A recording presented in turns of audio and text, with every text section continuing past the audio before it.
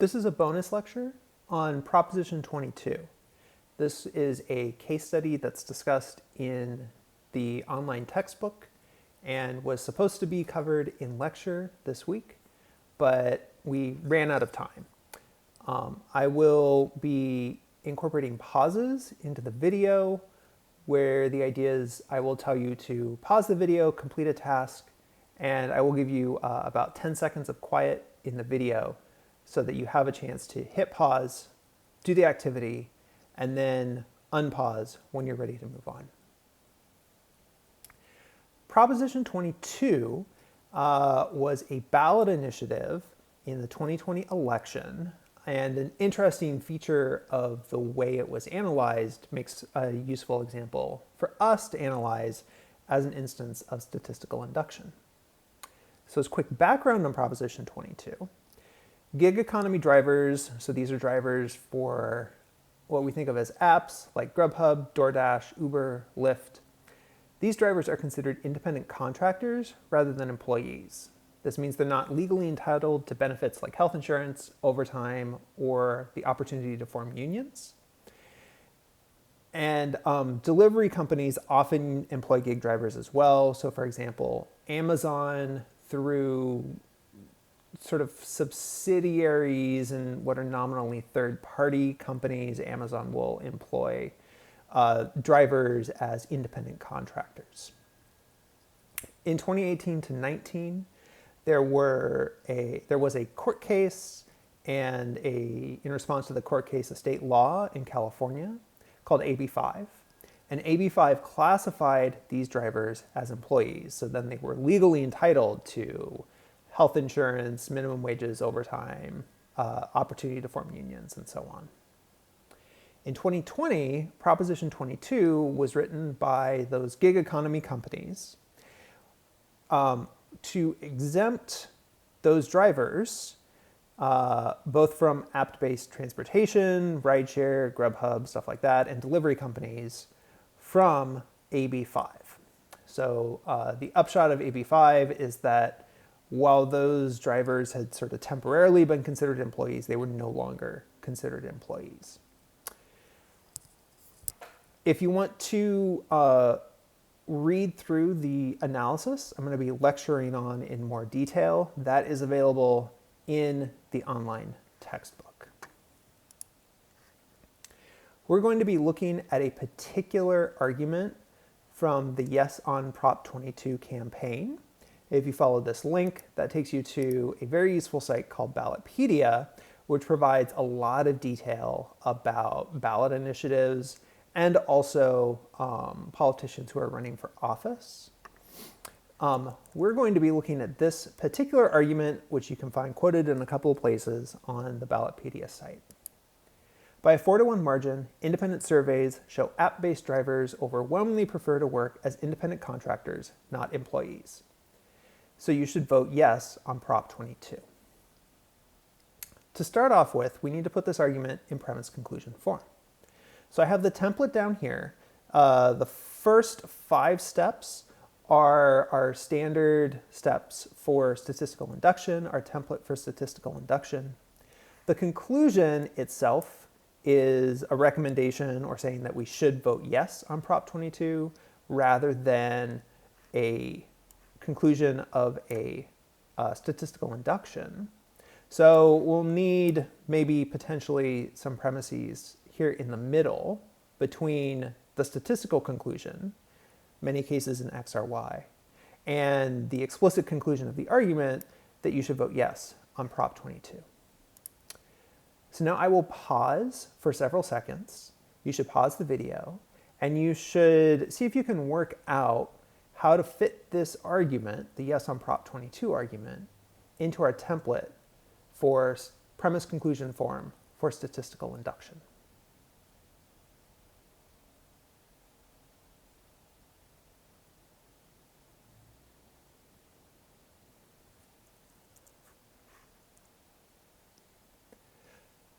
So here's my reconstruction of the argument based on the information that we have right here in the prose version.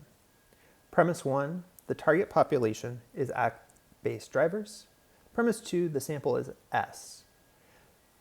The prose version of this argument, this version, doesn't really tell us anything about the sample. So for the moment, I'm going to leave it blank as S. Premise 3, S is a representative sample of all app-based drivers. Premise 4, 80% of respondents in the survey prefer to work as independent contractors. 5, therefore, 80% of app-based drivers prefer to work as independent contractors. So claims 1 through 5 are our statistical induction. Premise 6 is implicit. If drivers support Prop 22, then you should vote yes on it. That, combined with 5, gets us to our conclusion, 7. Therefore, you should vote yes. Later, we'll come back to how we represent this in an argument map. It's not a bad exercise that you could do on your own at this point, but basically we have a statistical induction here. All 4 of these premises get grouped together with a grouping box that points at the subconclusion premise, step 5, and then 5 and 6 need to be grouped together to support 7. Now again, I noted there wasn't a lot of information. There's basically no information about the sample S in this prose version of the argument. So an important question is whether or not we're going to dig in, try to get more information to fill in what's going on with the sample. So again, the prose version is missing crucial information. The version of the argument that I'm quoting from Ballotpedia doesn't include any references or links that we could use to easily get more information about the survey, how it was conducted, who was in the sample, the process, and so on. We can use this missing information to write what we might call a missing detail objection. It might go something like this. Objection premise 1, the argument doesn't provide any information about the sample, so we have no way to assess premise 3, so premise 3 is not acceptable. 2 to 3 questions to think about with this kind of objection. First, a missing detail objection. How strong is this objection? To what degree is it a challenge to premise 3 to say that we don't have any information about it? And a separate question is what you think you should do when you're working on an argument analysis assignment. You encounter an example that looks like this, where there isn't information readily available about the survey, the sample, how it was conducted. What should you do for an argument analysis assignment? So I'll ask you to pause, think about how you would answer these 2 to 3 questions. Maybe write down answers to yourself, and then unpause when you're ready to hear how I would answer them.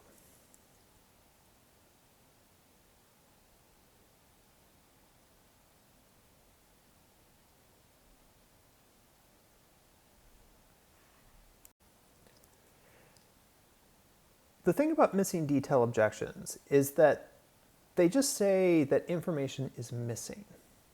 This makes it hard to assess how strong the objection is, and consequently how acceptable the challenged premise is. If there's no information, that might mean there's information out there that's been omitted. This is called cherry picking. And that's a pretty serious problem. But if all we know is that we don't have details, it's hard to say, was this a case of cherry picking? Is there some other sort of manipulation going on? Or are things actually fine? We just don't have the detailed note that we need in order to conclude that things are fine. So because the premise itself is ambiguous and missing crucial information, an objection that it's missing crucial information is also kind of ambiguous. There's some challenge there, but how much? Hard to say unless we actually do the digging. You might think back to, I think it was when we were talking about found arguments, and I made the point that a first step, I maybe even called it the zero list step, is whether or not to engage with an argument. is it worth your time to engage with this person who disagrees with you? And in practice, that is exactly the same question we want to ask here. If we encounter an argument that's missing crucial information, how much is it worth our time to try to track down that missing information? And this can depend on how difficult it might be to track down that information, what skills we have to do that tracking down, and also, of course, the importance of the argument itself. So sometimes it might really be worthwhile to go ahead and do some significant digging to try to fill in gaps in the version of the argument that we're given. In other cases, maybe not so important and easy to just move on. In an argument analysis assignment, this is an assignment for class, so I'm expecting you to put in a reasonable amount of effort to try to dig where it seems necessary. This can be a factor that you take into account when you decide whether or not to use an argument. So if you're considering using an argument for one of the argument analysis assignments, and there's not a lot of information actually available in what you have, that might be a better one to pass on for the purposes of the assignment, unless you're pretty confident that you could get the missing information pretty easily. What wouldn't look great would be if you picked an argument that didn't have a lot of information and you clearly spent absolutely zero time trying to do any digging for the purpose of the assignment. We want you on the assignment to spend a little time looking into what's actually going on there. So I'm going to assume that we want to do some digging into the yes on Prop 22 argument. We want to try to find some information about this survey. In particular, we want to try to find some information about the sample. Now, I was working here at UC Merced in 2020. I spent the lockdown year living about 3 miles off of campus where I still live. And I got a lot of election-related mail, and I got several flyers about Prop 22, making versions of this argument, which unfortunately I forgot to save. It really wasn't until fall of 2021 when I decided to incorporate this example into class that I went back and tried to get more information about the survey. I couldn't find more details from 2020 or earlier about the survey. I did, however, find a press release by Uber from May of 2021. So this is about 6 months after the proposition passed. And this has, the 4 out of 5 or 80% or 4-to-1 margin. If you read through the press release, it links to an independent third-party study that was commissioned and paid for by Uber. So you can find this. If the link ever disappears, you can find it on the Wayback Machine, which is kind of slow, but there we go. So there's an archived version you can find. If you're looking at this later and the original site has disappeared, you can find it here on the Wayback Machine. And both the press release and then the results of in this report are about 80%. So right here, 4 out of 5 drivers are happy Prop 22 passed, 82%. So this is very similar to the 80% number reported in the original argument. And as a reasonable assumption, it's reasonable, I think, to assume that this survey was conducted more or less the same way as surveys that were done prior to the election, and perhaps even by the same company, although that one we can't be as confident about, of course. So if you take some time and read through the information on the report, they surveyed delivery people who have driven using the Uber or Uber Eats platform since January 2021. This was conducted in May, with a total of 378 interviews. Those interviews, or possibly just surveys, were conducted online between March 10th and April 20th, 2021. So it's worth noting that this is after Proposition 22 passed. Margin of error for overall was about 5 plus or minus 5%. And there's a little bit of information you could get about the company that conducted this survey, Benison Strategy Group, which describes itself as a globally recognized consulting and strategic research firm. Okay. So we get this information about the sample. There are some concerns that we could raise here. This is, first of all, not a sample of drivers prior to 2020. That's just a limitation of finding this survey rather than an earlier survey. Sample size of, let's say, 350 to 400. It seems pretty plausible that surveys before the election were also about the same size. One thing I note in the online textbook is that if this is just kind of taking a sample of drivers by, maybe sending them a text message either separately or actually potentially contacting them through the app, then this sample doesn't necessarily take into account the importance of the many, many drivers who do a little bit of driving now and then versus the relatively small number of drivers who rely on driving for Uber as their primary form of livelihood. That is potentially important variation because a driver who does this as their primary source of income may, for example, strongly prefer the protections that come with being an employee, while someone who only does this a few hours now and then might prefer the flexibility of an independent contractor and not care so much if, for example, the pay isn't great. So that's an important form of variation that might or might not be captured if they're just recruiting people to respond to the survey by sort of texting every single driver individually.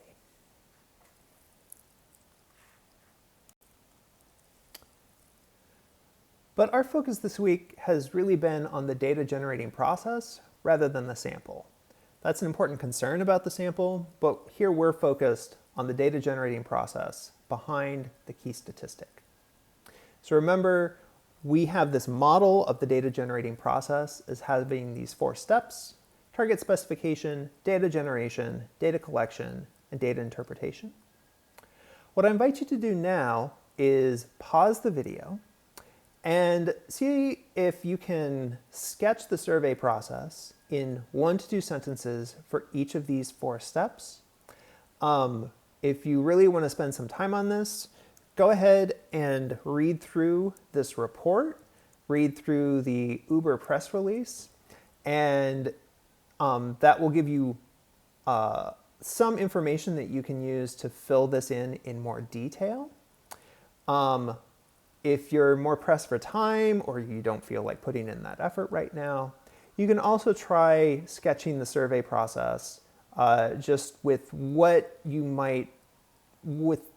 sounds plausible to you sort of off the top of your head right now. So pause the video here and go ahead and try that little exercise.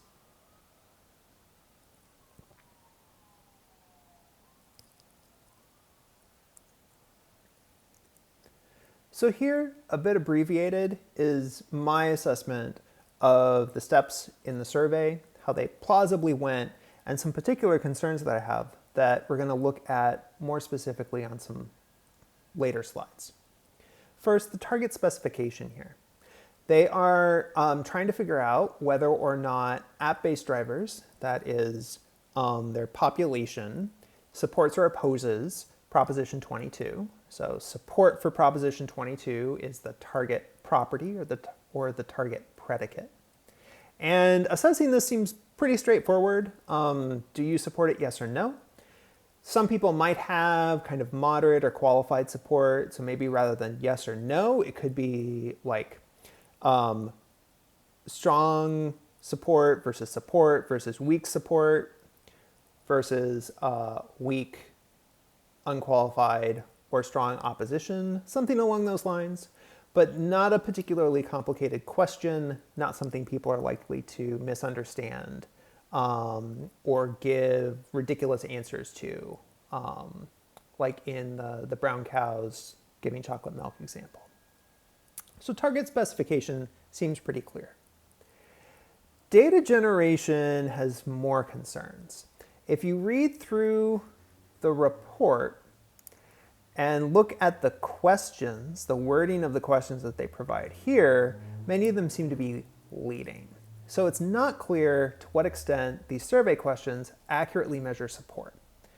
Potentially these survey questions, or arguably these survey questions, actually exaggerate support from what it would be if people weren't presented with leading questions. We'll talk about that more on the next slide. The third step is data collection, how the researchers actually get the data. And here, this one seems pretty straightforward and reliable. It seems at least plausible that the research company set up Qualtrics or SurveyMonkey or even a Google form, some sort of online form, online survey platform that people could fill in quickly and easily on their phones. That would be a pretty simple, reliable way to get the data from the drivers participating in the survey back to the research company for analysis. Finally, the data interpretation step. Here, we might raise concerns about whether the research company chose questions that had the most favorable answers for Uber. So this company, while Uber itself didn't conduct this survey, it's a company that was contracted by Uber. If they have an ongoing relationship with Uber or they wanted to, they had a financial incentive to produce a report that was favorable to Uber. So they might have only selected the questions that were most favorable to Uber, that showed the most support for Proposition 22. And we call this cherry picking. This is another thing, another concern that we'll come back to on another slide. Here are a selection of the survey questions that were selected for use in the report. If you take a second to pause the video, read through these, you'll find that the wording of the survey questions all skews pretty heavily towards making arguments in favor of Prop 22, rather than in a more kind of neutral or balanced way, asking the drivers what they think. So here in this first question, they try to explain what Prop 22 is in this first sentence, but then they characterize it as providing, I forget what IC drivers is, app-based drivers, providing these drivers with certain benefits and protections. So they characterize Prop 22 in a very positive way as providing drivers with certain benefits and protections, and don't mention any of the disadvantages of being an independent contractor or the advantages of being an employee. And then after that setup, which portrays Prop 22 in a positive way, they ask, how do you feel about it passing? And it's easy to imagine this would make people feel more positive. Here in the second one, they contrast Prop 22 with the status quo at the time, forcing drivers to be employees. Well, people don't want to be forced to do things. This one is interesting. They characterize, here they contrast Prop 22 with being independent contractors with no benefits or protections. Certainly that sounds bad. Prop 22, the drivers are independent contractors with certain kinds of protections, with something like minimum wage that in practice is, as I understand it, is well below the actual minimum wage, but they do have sort of a minimum hourly rate. And so on with other examples from the report. Altogether, at least the questions highlighted in the report tend to paint Prop 22 in a favorable way.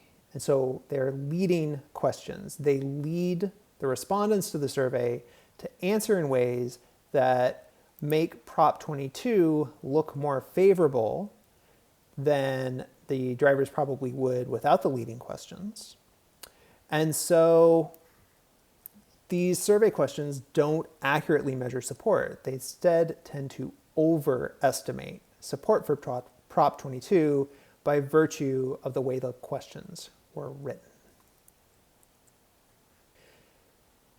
Now, we don't have information in the report on every question that was asked in the survey. It is conceivable, although not necessarily likely, it's conceivable that there are questions that either aren't leading or were leading away from Prop 22. And so the drivers may have been asked questions that were more balanced or less leading, or even potentially leading in the other direction. But we don't know. However, it seems plausible, well, it does seem to be the case that even if the drivers were asked those kinds of questions, none of those questions shows up in the report. Instead, it seems pretty plausible that the research company cherry-picked the questions where the drivers gave favorable answers, where they gave answers that indicated that they support Prop 22. And so this is a matter of interpretation. In the interpretation stage, it seems pretty plausible that the research company, the researchers who wrote the report, picked questions that were favorable answers in order to create as positive a portrayal of Prop 22 as they could, without considering what concerns or doubts or reservations the drivers might have had about Prop 22.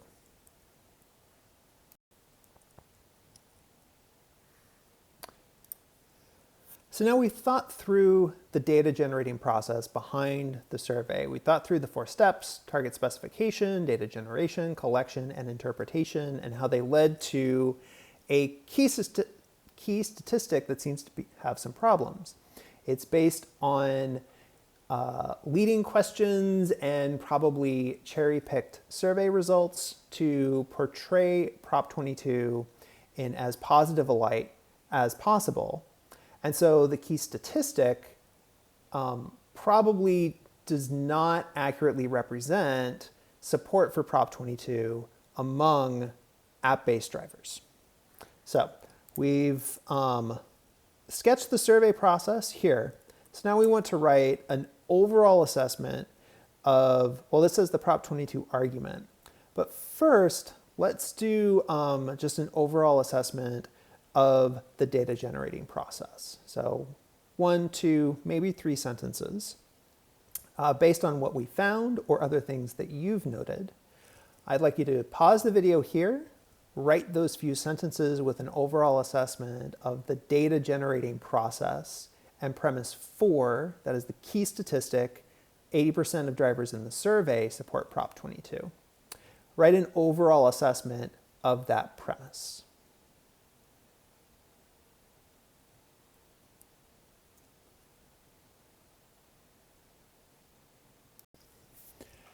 So here's my version of an overall assessment for the data generating process.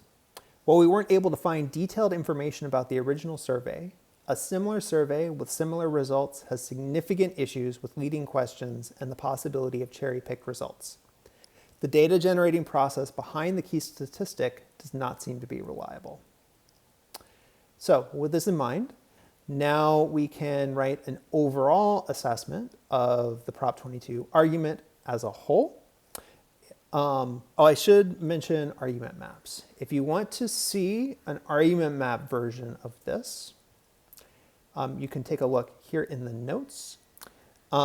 This uses just a single objection that the survey used leading questions that exaggerated support, and that gets represented in this argument map right here. So this is the overall argument map for a single objection that the survey questions were leading.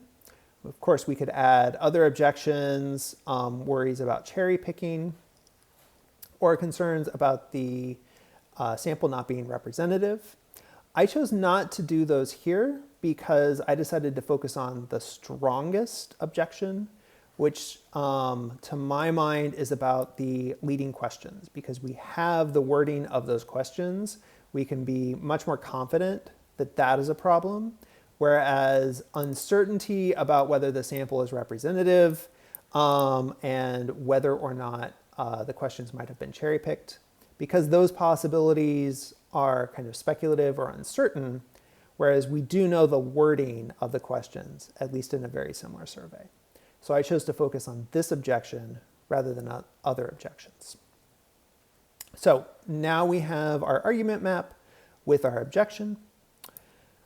Next, so finally we want to write an overall assessment of the argument, considering this objection, considering the stakes of the argument. How do we feel about the argument overall? So I'll ask you to pause the video and in a couple of sentences give an overall assessment and your justification for it. Here's my version of an overall assessment. Overall, I don't think this argument provides much support for its conclusion. My biggest concern is the use of leading questions, which exaggerated support for Prop 22. I'm also concerned about the balance of full-time versus part-time drivers in the sample. Though it is possible support was still greater than 50%, even if it was also significantly less than 80%.